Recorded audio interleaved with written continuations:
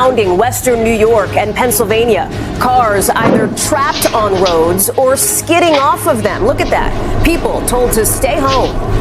Don't travel unless you absolutely have to. All of it as fans help dig out Buffalo's stadium ahead of tonight's Bills game. Holiday travel smashing records today in the air and on the ground. So how smoothly did it go? Plus, that stowaway who snuck onto a Delta plane to France, now detained again on another flight. We'll tell you why. The firestorm over President-elect Trump's pick to lead the FBI. Critics blasting Kash Patel as unqualified. The promises he's made to purge the agency. Inside look at how stores are gearing up for Cyber Monday. This shipment facility, the size of 26 football fields. Millions of items come into this building and millions go out. And there's good news tonight. Families made permanent. Our cameras are there as one judge grants adoption after adoption, with so much to be thankful for. This is NBC Nightly News with Hallie Jackson. Good evening. We are coming on the air with that Arctic blast dropping a ton of snow in the Northeast and Midwest. And it's not just the temperature, but the timing here that's brutal. Highways and runways buried on what's expected to be one of the busiest travel days of the year. I want to show you this. Cars stranded in Watertown, New York. You see that? Where they're getting more than 3 feet of snow this weekend. In Buffalo, just hours before the Sunday night football kickoff, you see the scramble to shovel out the Bills stadium, thanks to the help of some very motivated fans. Forecasters are now warning of more snow stretching into tomorrow. And even for people well south of this system, like in Georgia and Florida, freeze alerts are now in place. All of it making travel tricky, even dangerous, as millions of us head home or try to after Thanksgiving. We've got team coverage tonight, starting with George Solis outside Buffalo. Tonight, a life-threatening monster storm hitting in the Great Lakes region. Blizzard-like conditions from Ohio. Across New York, travel treacherous. Nearly 4 feet of snow and counting. Sometimes I shovel steps off. It looked like a complete whiteout. You couldn't see anything in front of you. The roads you couldn't even see, nothing. So much snow, it even shocked residents used to big winters. This snow appears to be a lot more dense, a lot more heavy. You know, it's heavier. And it's just, my snow blower won't even move it. A nightmare in neighboring Erie County, Pennsylvania, too. The governor declaring a disaster emergency for communities already buried in 2.5 feet of snow. With more on the way, officials there with this dire warning. My message to the public is simple. Don't travel. Stay home, stay home, stay home. And it's not just snow. Bitter cold sweeping the plains and southeast in the days ahead. Back in western New York on football's biggest weekend, heavy machinery and fans rushing to dig out Highmark Stadium here ahead of tonight's Bills game. Some fans braving the elements and getting here hours ahead of kickoff to dig out their tailgate spots. We just get ready, got to dig out all the gear, and Layer up. we knew it was coming eventually, so just got to get ready. And George is joining us now from outside Highmark Stadium. George, the snow is still coming down, but the game is still on, right? Yeah, that's right, Hallie. And we're deep in this tailgate zone. These fans spending hours trying to clear out about 2 feet of snow here from the stadium. Now, it's looking like that snow might taper off by kickoff, but that cold, yeah, that's sticking around. Hallie? George Solis, stay warm. Thank you. Also tonight, the record-breaking holiday travel rush leading to massive crowds as millions of people drive or fly home. So how did the nation's airports do? Maggie Vespa reports. Tonight, a record-smashing post-holiday rush hitting its peak with the nearly 80 million Americans traveling for Thanksgiving now racing home, jamming the roads and the skies. If you are worried about crowds, please do not go here. Congestion mounting around major cities like New York and Chicago. Oh my God, all these people are everywhere.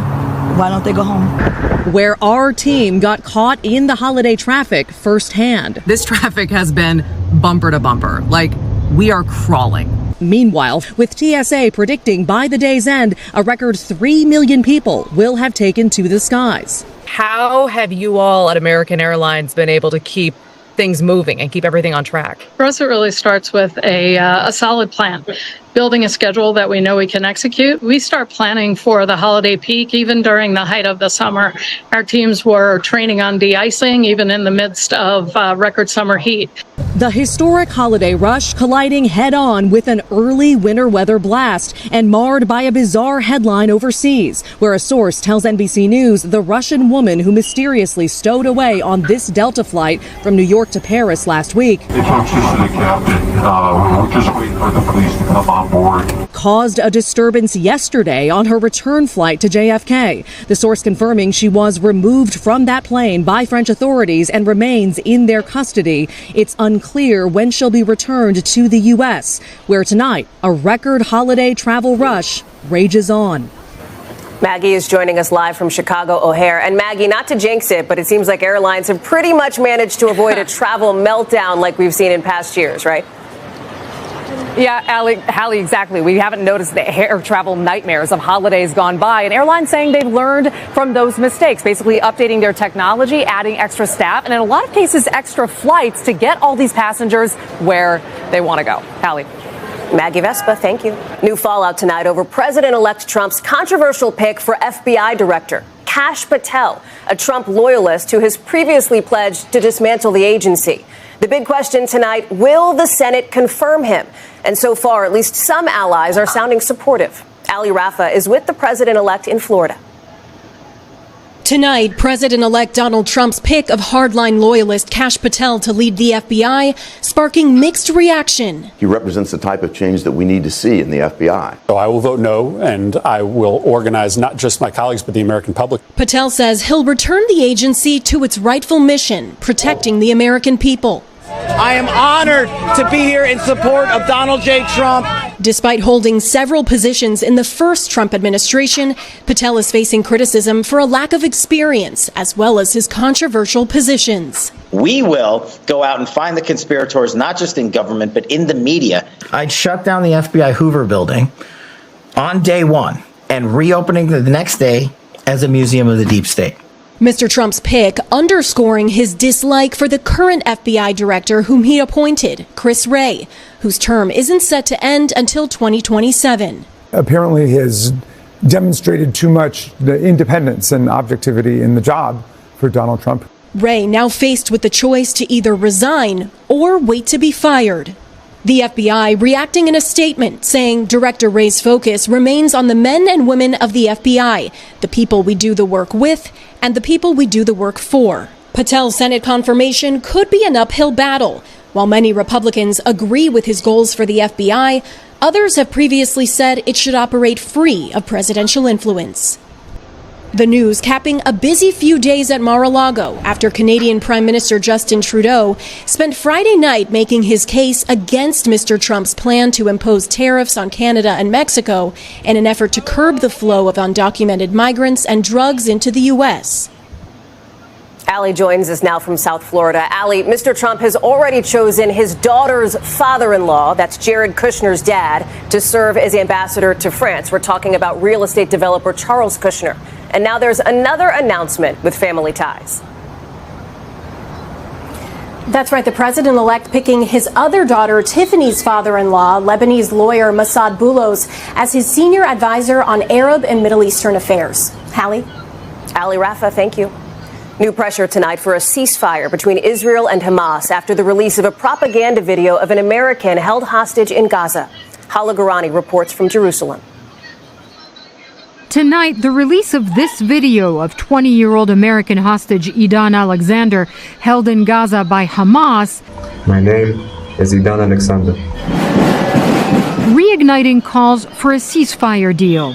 His mother today meeting Israeli President Isaac Herzog. There are negotiations taking place behind the scenes, he said, and it can be done. The first time when I watched the video, I was shocked, Shaken, but finding hope in the video, his mother telling me she pleaded with the prime minister yesterday to make a deal. So I asked him, please, Benjamin Netanyahu, be strong for the country, be strong for Israel and release them.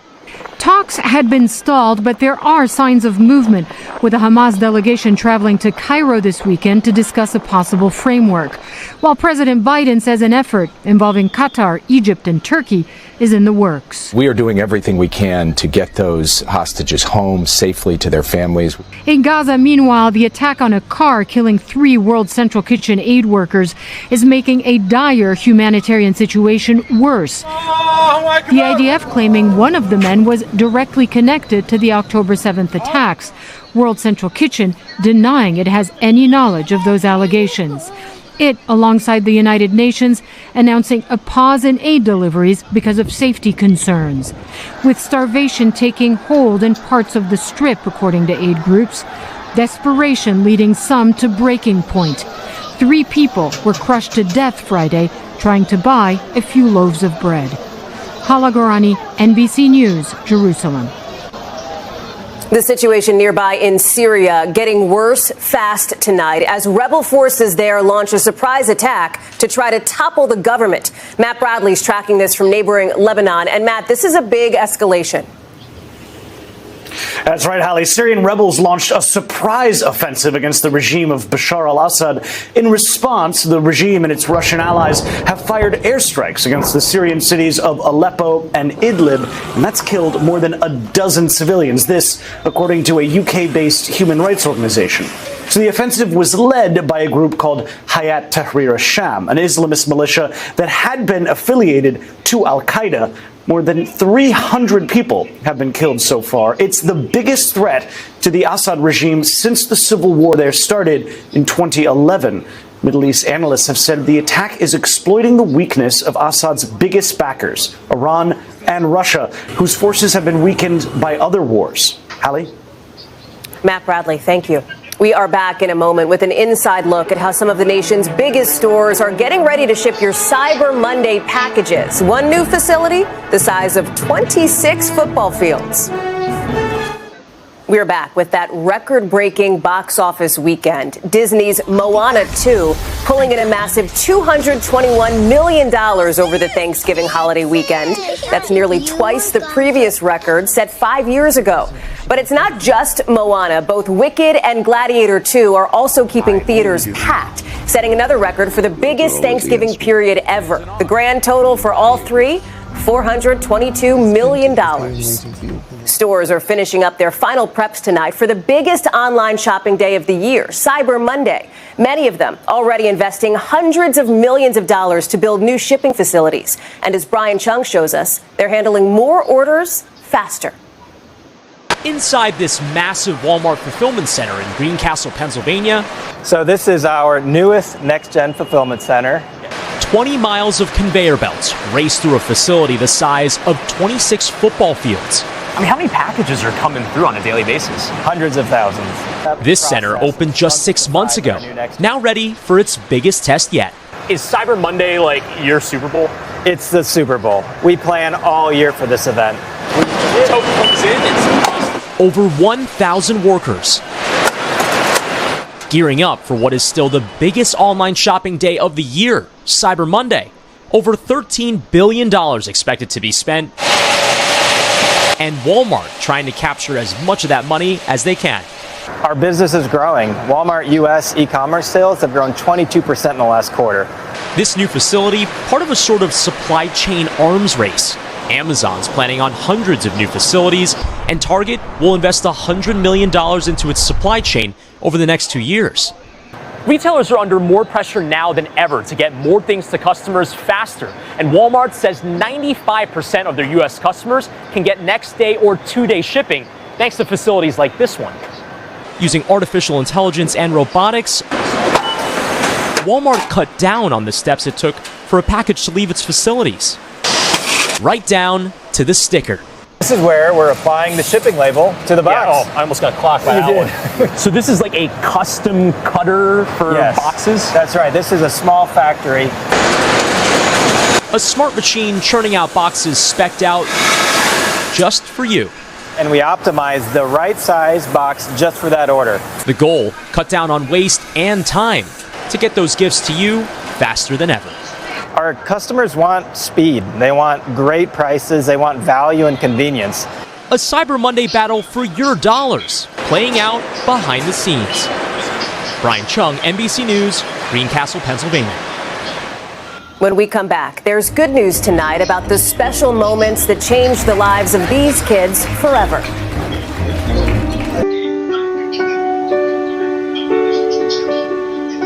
Let's sprinkle a little extra joy and start serving up these sweet family moments. Meet Judge Randy Shelton, that man you just saw right there, dressed up for the holidays. And our cameras joined him for the most joyful day of the year inside his Jefferson County Courthouse in Texas, when nearly 20 children found their forever homes. The judge granting adoption after adoption. Hear ye!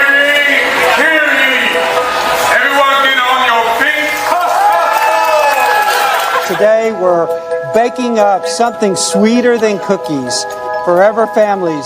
We're here with the Connor family today. This is Frankie Connor, and this is Yolanda Connor, and this is Braden. And the adoption is granted and rendered. Yay!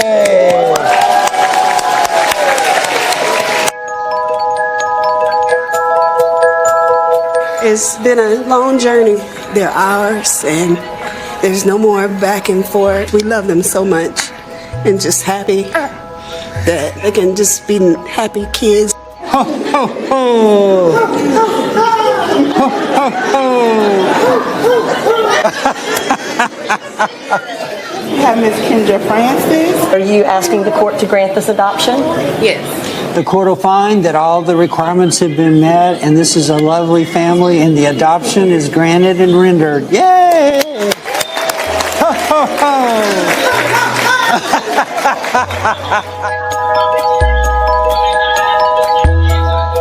My family means to me everything.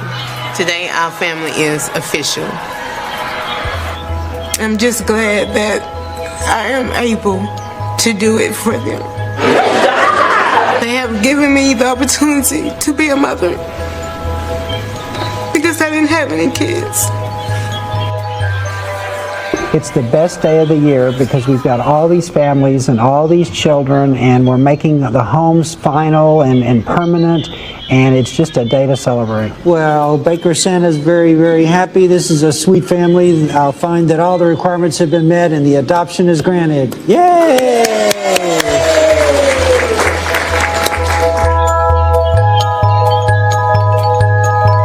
Today, my family is loved. Today, my family is complete. Layla, would you like to be adopted today? Your Honor, I have rested my case and I would like for the court to grant this adoption. Well, y'all are a very sweet family, and I'm happy to grant the adoption, and we'll make it official. Yay!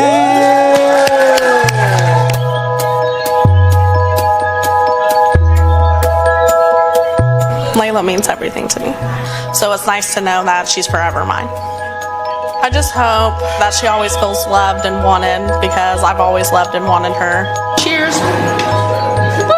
Family means to me everything. Without family, there's nothing. Now, and I'm Mama. I'm glad that we finally made it to today, and it's official. My family means to me joy. My family means to me everything. Everything. That's what I live for. My family. So many with so much to be thankful for.